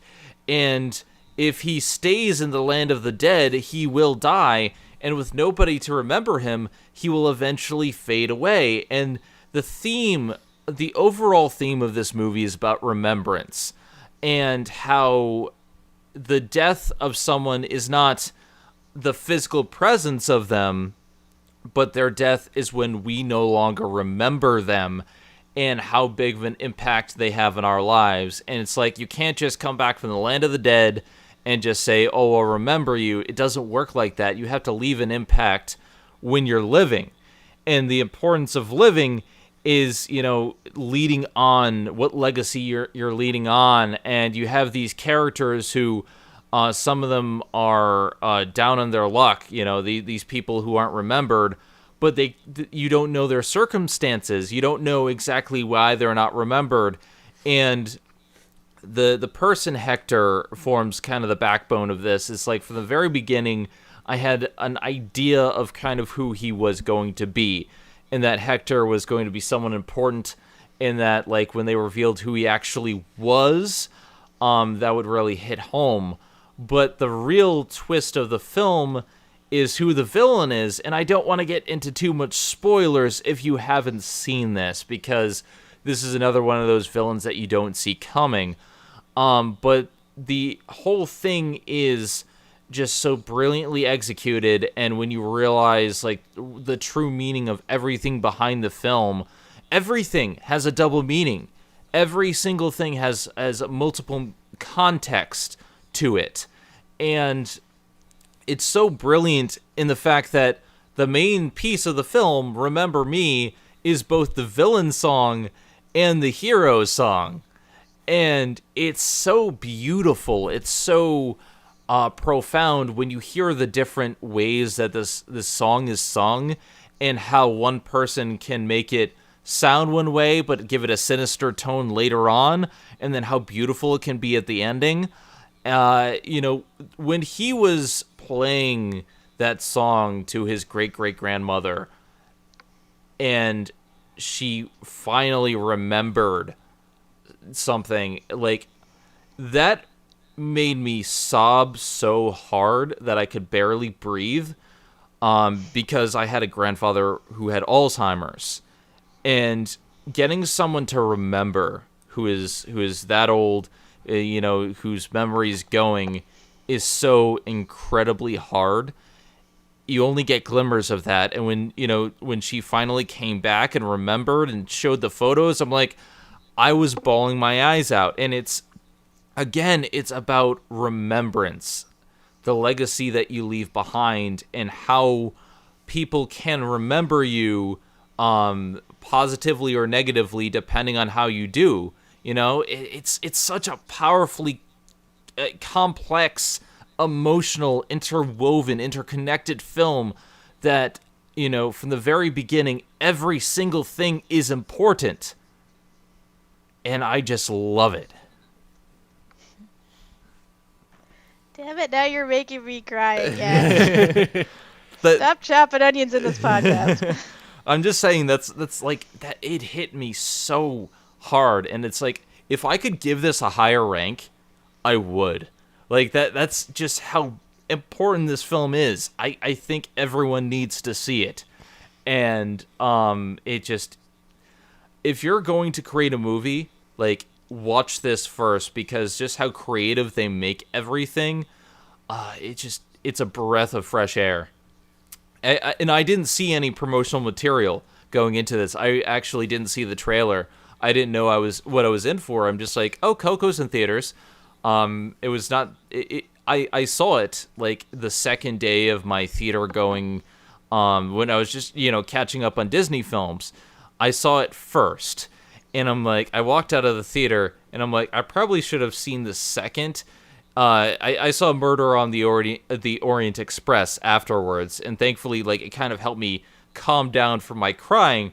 But at the same time, I'm like, nothing really could top Coco at that point, Mhm.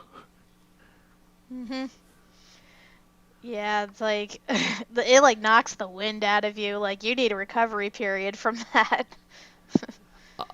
It's one of those films that it's so compelling. Some Disney films that, they don't have a major villain, and sometimes you can feel the absence of them. Well, this, like, everything is just so compelling from the get-go that I didn't even really notice that there was no villain for a while. And then when it came up near the end, I'm like, oh. But it's a sucker punch, but if you see the film again, it still means all the more. And you can see how they planned it. It's one of those films that I need in my collection. I urge you, buy this. You cannot let this pass you up. Mm-hmm. Yep. I'm sorry for rambling on, but this film means so much to me. What do you guys think this film is better than Toy Story 3? How would you compare it? I honestly think it is. I think Real. Toy Story 3 is important. It's about growing up, but this is about remembrance, and there's an element of growing up in that, but it's something that everyone needs to hear, and you don't have to be a certain age to hear it, because Toy Story 3 I think is best if you watch it college age. True. So I think yeah. it also helps with Toy Story 3 that you've seen the first two films also, so you kind of see the characters go and you kind of grow up with them. So I think it's only emotional from the standpoint that we've been watching this since 1996 when the first one came out. That watching Toy Story 3, we kind of get emotional from the characters because we've been following them for so long. But I think with the event with Coco, you don't really need to. I mean, one, you don't need to see anything going into this, but just there's a lot more. There's definitely a lot more. There's a lot more emotional punch with this one, simply because of the theme. Simply because of the themes that they talk about in this film. It's much more. It comes across a lot more mature than it lets on, and it does it in a very good way, and it also doesn't help for me. I think also didn't help that my grandfather passed away a few months prior to me watching this film, so that's probably why I got a little bit more emotional from that point also. Mm-hmm. But yeah, I think Coco has a lot more emotional weight than Toy Story 3 does. Unfortunately, they're both fantastic films, but Coco, I honestly I really wish there was a category of films where I could say these are the films that you need to have in your life. There are a whole bunch of films that I think people need to see, and I think Coco is one of those. And you don't see a lot of films like these nowadays. So yeah, Coco is in a league of its own. Yeah, I'd have to agree. It does beat out Toy Story 3, and it needs to be seen. And I do think it'd be a good thing to add to film study lessons and taught in the curriculum and everything. Because yeah, a lot of films I've seen from Pixar is about growing up and letting go. This one is about remembering, Mm-hmm.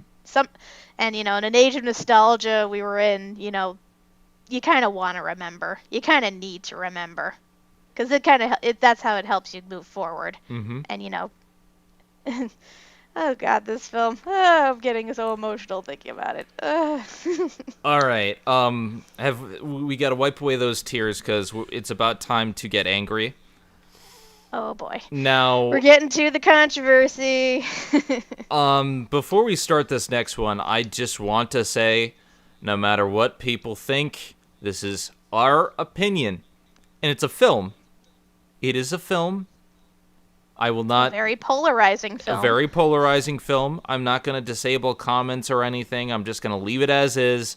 If you don't like it, you don't like it. I mean, we already have someone downvoting every single video I make. We have haters. Whatever. It happens. But this is a very controversial subject, and it's something that people have hotly debated on YouTube and Twitter.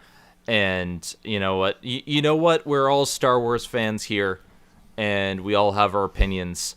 We're going to be talking about The Last Jedi, and I kind of want to start us off with this thought right here. The film is enjoyable to watch, but much like Pirates of the Caribbean, when you start to think about the way a lot of it is structured, it has a lot of problems that really sets it back from being the best. And a lot of the comments made about it, I think, are just kind of silly, because I like Luke's portrayal in this film. I think he's a human character, and I like a lot of the stuff there.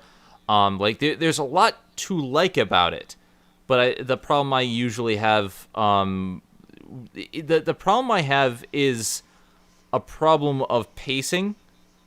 I think it suffers from too many plot threads, some of them unnecessary, and the best way I find to describe this film is that it's amazing, except when it's dumb. It basically what the Nostalgia Critic said, because it has these big, huge moments where, where they go light speed through an entire fleet of, I'm just going to call them Imperial because I keep forgetting the name of the First Order or whatever it is. You can just say First Order ships, that's fine. First Order ships. So, you have light speed, this entire cruiser through a fleet of First Order ships. And, that entire moment, badass. You have an entire badass confrontation with Snoke in a fight in his chambers. You have a lot of really great moments with Luke and Rey, and they're struggling between the light side and the dark side and the humanity of that. And you have this really great deconstruction of the Jedi and everything that we've known from Star Wars. And it's very hard for people who grew up with Star Wars to really let go of this. And the film is about letting go of the past and about how you really need to, take what you have and build anew and move forward from, we keep getting sequestered and build up the old days and all this other stuff. And this is all great. These points and a lot more are all very good, and I enjoyed them while watching them. But there's just so many stupid moments. So many things that I think could have been cut. So many things that I was just scratching my head about, especially with Poe and how he keeps, his mutiny, the girl with purple hair and how she doesn't want to give away her plan. And I guess they're doing it because Poe's hot-headed and he was going to do something anyway. But you know what? That's a bad idea. You should tell people what's going on.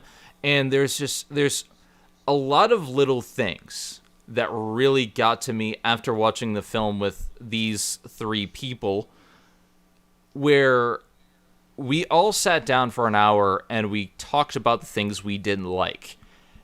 And they're about equal, because it's one of those films where I love it and I hate it at the same time.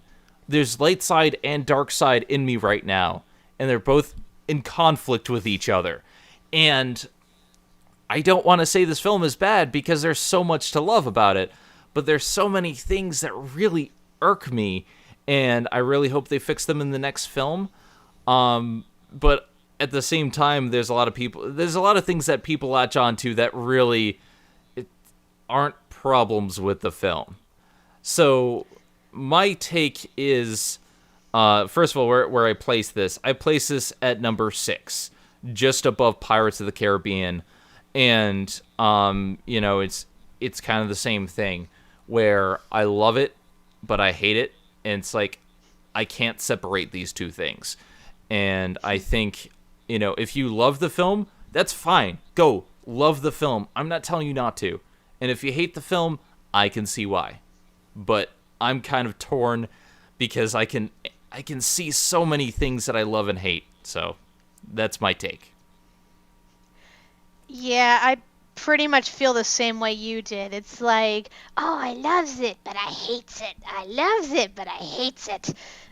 But it's like, it's sort of like cherry picking. Like, you can cherry pick the entire film and like whittle out easily like separate into two different films of, stuff that's purely good and stuff that's purely bad. And it's like I wanted so bad to like love this movie because I did really like the last Star Wars movie, despite the fact that it was a carbon copy.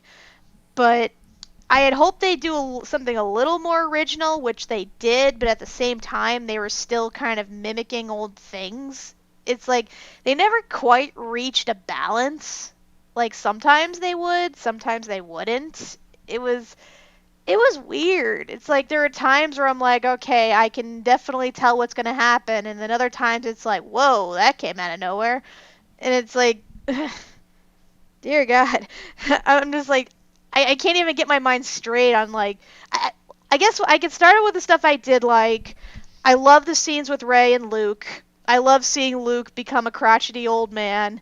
I loved what was it? I love the set designs and everything. I thought the design for this film was particularly like good. Like the way they designed the planets and the choice of lighting and the costumes everyone wore, and just the whole reflecting scene in the darkness pool. I thought was pretty cool. Like it was very artistically done, like well done. Stuff I didn't like, I hated that we had, what was it, like 5 subplots going on. The fact that certain characters, kind of got the shaft in terms of development. That we are kind of, once again, are on the cusp of turning into the cast of thousands, even though the whole group is still kind of whittling away, like slowly but surely. The pacing was, dear God, the pacing. They could have easily trimmed at least half an hour off this movie. And like I actually what I really liked, I think the most was the scenes between Rey and Kylo Ren. Because I thought that it was very well done, how they show the light and dark in both of them and how they work off each other. And the fact that, they actually like fight well together, and that Kylo Ren like fucking straight up like killed Snoke, just to save Rey. It just We never learned any goddamn thing about Snoke.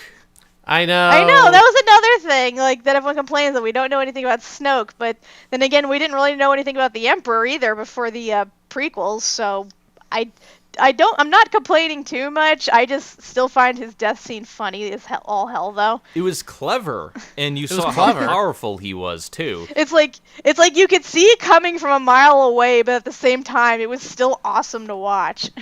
and that seems to be the film in a nutshell. It's clever, but it does do some dumb things. Yes. Yeah, like I thought Finn's whole subplot was totally unneeded. Like, there is no reason he had to go off to another planet to find this safecracker. He could have found somebody on board who was a safecracker and gone directly to the ship. I actually thought about that as a side plot. Like they could have had Rose be the safecracker, or like Rose is the safecracker, but she pretends that she's the safecracker just to impress Finn. And then they get on the ship, and then all of a sudden they get captured, and then they meet the BJ guy, and he's the real safecracker that could help them because he's captured on the ship for some reason. I did think this all the way through, but that's about as far as I got. But it completely like. Here's the thing: I saw what they were trying to do with Canto Bite, but I felt like they could have used that in like the next film. Save that for like episode 9, because it's all pretty and stuff, but like save that for episode 9. But I don't know how that will work in. We'll figure it out. But yeah, there was really no, they could have that was the whole thing with me as far as story goes. Like, I felt the whole thing with the Canto Bite, that was like the weakest part, just structurally, because like you could have reworked it where they didn't need to go on Canto Bite at all. And also the whole thing having them going to the ship directly, they could also create more character development for Captain Phasma, who got shafted, unfortunately. Like, they could have done some character development with Phasma on the ship as well. She could still be alive. I think she's still alive.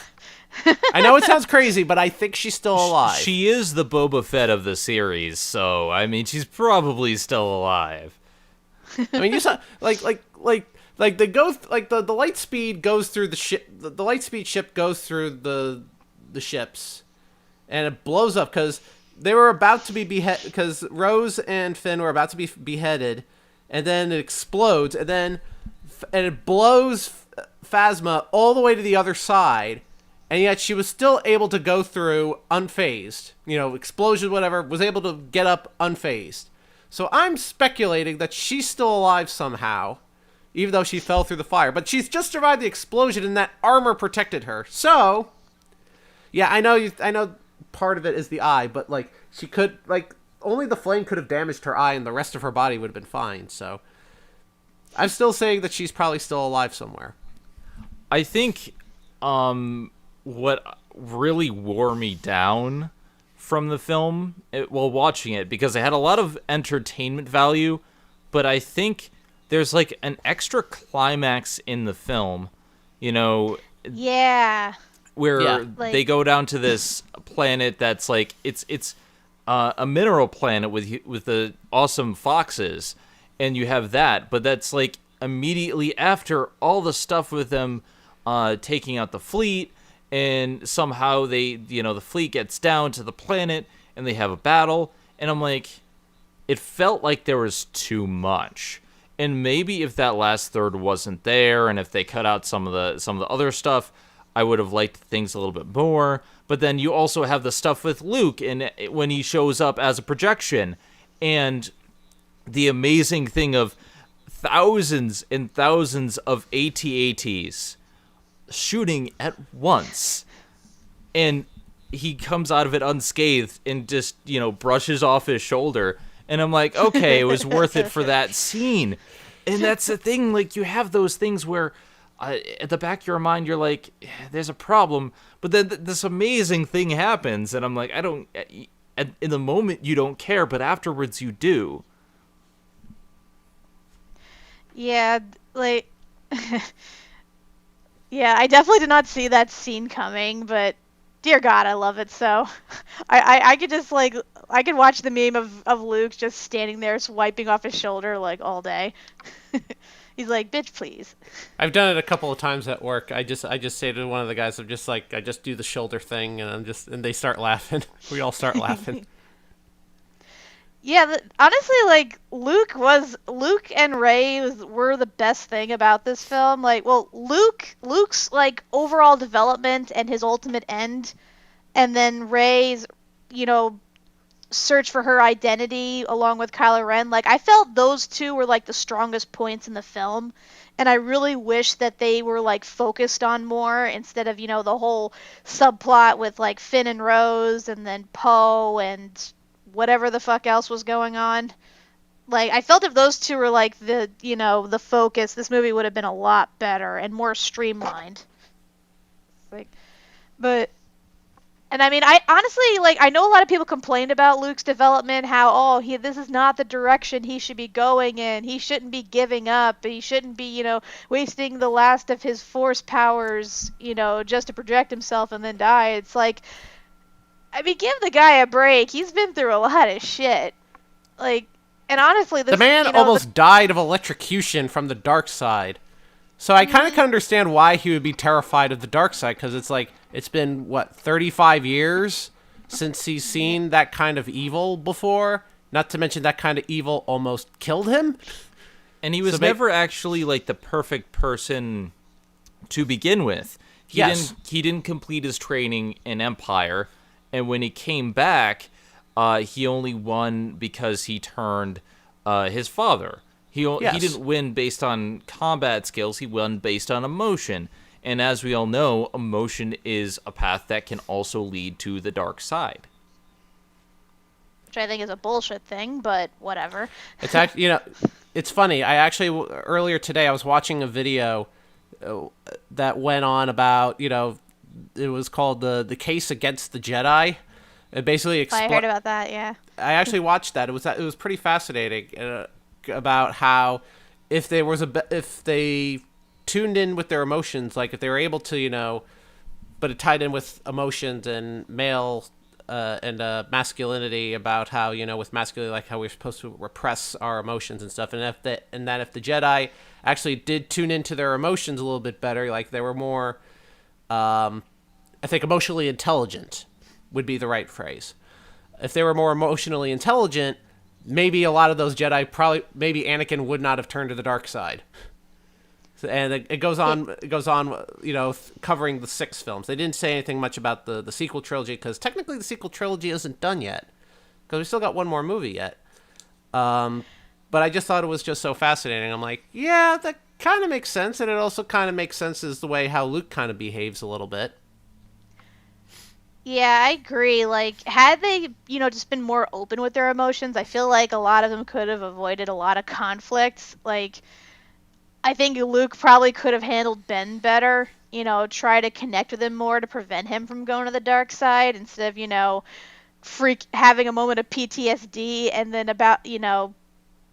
impromptu try to kill him before he chickens out at the last minute. Mm-hmm. That probably would have prevented a lot of this shit from happening. Just saying. And it's also interesting that Rey is actually a much more how do I put this? Rey is much more calm and collected every single time she starts learning about this stuff, and she immediately goes to Kylo and tries to help him out. And when he doesn't turn, then she stops trying, but she at least has that avenue, and she calmly goes through it. And I feel like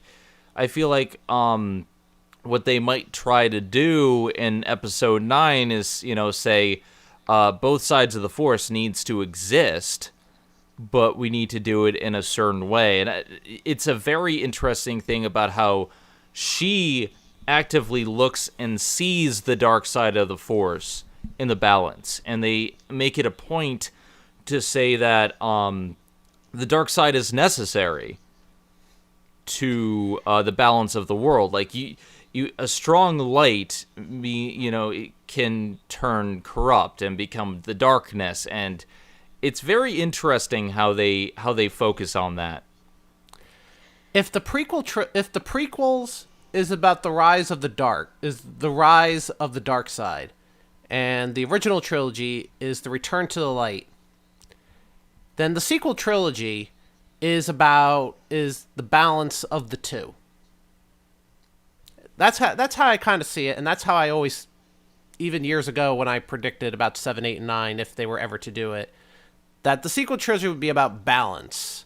It wouldn't be so much one or the other, because it would have to be like how there would be some sort of revelation of the Force, which is what I'm calling episode 9, and I will put money on this. Why? Because anyway. But the point is that this is a trilogy about balance, and that's what it comes down to. Sure, it's taking cues from previous films, but it's kind of like, I think, kind of like what Lucas said. It's like poetry, like it kind of repeats. But I mean, given how this film also has shades of Empire in it and a little bit of Jedi, but that's what it ultimately comes down to, and I think that's what the 9th film is going to be about. What it ultimately will lead to is the balance between the light and the dark. Maybe not necessarily the gray Jedi theory that's been floating around in the expanded universe for the last few years, but something along the lines of just, yin and yang, that kind of thing. Yeah, like, honestly, I'm really surprised they didn't, go in the direction of having her join Kylo Ren, because I think that would have been really interesting, to see her turn to the dark side but not actually turn evil. Because they both agree that the Jedi and Sith methods of the past no longer work, and that, something new has to happen in order for better change to happen. And I think had they, joined forces and worked together, they could have, started this whole new thing and worked toward it. They could have called a ceasefire so that way the Order and the Resistance would stop, pummeling on each other for a bit, and they can, figure this whole thing out. Because Like, I really think that was a missed opportunity, to be quite honest. Like, I get why they did it, because they still have another movie to, do, and we still have no idea what direction that's going to go in. But still, like, I really would have liked to have seen them, join forces and, like, not so much rule with an iron fist, but rule with a new ideology. Like, a sort of, like you said, like a gray area where, everything's not quite good, but not quite evil. Because I think it's possible. Actually, I wanted to mention this earlier. I know you guys don't watch this show, but I find that Rey's whole characterization in terms of, like, her, giving into her dark side the same as a Star from Star versus the Forces of Evil. Because there are points where, like, she does use dark magic, which everyone else is terrified of, and they, like, don't want her to use it because they say it taints her soul and it turns everyone evil. But she uses it, and it doesn't affect her at all. Like, she doesn't think it's a big deal, and in fact, it actually, like, changes her mentality a bit, where she realizes, well, maybe the good side, it has some bad ideas. They're so goody-goody. They're treating all these other supposed bad creatures, bad just based on their appearances. I should work to change that. That's kind of what I like into Star Wars, and I really do think the film would have been helped had they, gone in that direction. It's just kind of a shame, especially since, they've been building her and Kylo up so much. Like, honestly, the sexual tension between them, you could cut with a knife. Like, that whole scene with Kylo Ren shirtless, hubba hubba. It's like, see, he was shredded all along. So we're now around the 2-hour mark, so I do want to kind of stop for here. We're going to have bigger, longer discussions of The Last Jedi when we actually cover it many years in the future, and I think it'll be good to look back and actually see what it looks like, because this new trilogy is so new, we don't have time to really reflect on it, and I've had so many years to reflect on the prequel trilogy, because I actually used to like that, but, now hindsight's kind of a bitch. But, I was a kid then. I didn't really know too much better. I liked the original trilogy, and I still see that, like, all the time. But then again, the original trilogy, we have so much time to dissect and mull over them, especially because, like, if you look at the reactions to Empire, a lot of people did not like the twist that Darth Vader was Luke's father. But now it's one of the biggest pop culture memes in existence. And so it'll be interesting to see, after this trilogy is complete, 10 years down the line, how we feel about these films. Mm-hmm. Yeah, I mean, honestly, I want to rewatch this again, because I feel like there's a lot of stuff I missed, but yeah, like, the first time I walked out of it, I felt a little hollow based on all the stuff that I didn't like, but I think if, like, you watch it again, it probably might be better upon second viewing. That's what I'm thinking, because the more I'm analyzing it, the more I'm thinking about it. Like, I'd like to look and see some of this stuff. It's a tough call. Again, if you like it, if you don't like it, that is your prerogative. Go out, go like the film. Do you? These are all opinion based. So, but anyway, that was our top 8 films of Disney's 2017 lineup. It has been a very, very different year. Only 2 that I thought were problematic. The rest I thought were really, really good. And so I think overall this was a good year for Disney. I think going forward we're going to have a lot more to talk about, because next year is going to be a great year for Disney. But, we have stuff to move on to. With that being said, I am Zenith will rule. I'm Kat Macberrie. I am Eric Y2 Staller. And thank you very much for tuning in. Don't forget to like, comment, subscribe if you like what you see. And just thank you for watching to the end of the video. Click on that bell for all the notifications.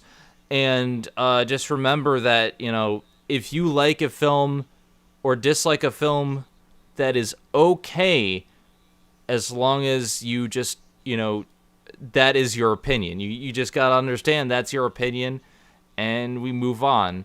I don't like all the conflict between the light and the dark. I just want to enjoy my films, and I think the same could be said of many other people. So, again, thank you guys for watching. Have a fantastic evening, and we will see you next time when we talk about the sign of Zorro. TTFN, ta-ta for now. Hey, this is Megami33. Thank you for watching Zenith Will Review. Don't forget to like, comment, and subscribe for more awesome videos. If you like what you see, check out the Patreon page at patreon.com/ZenithWillReview.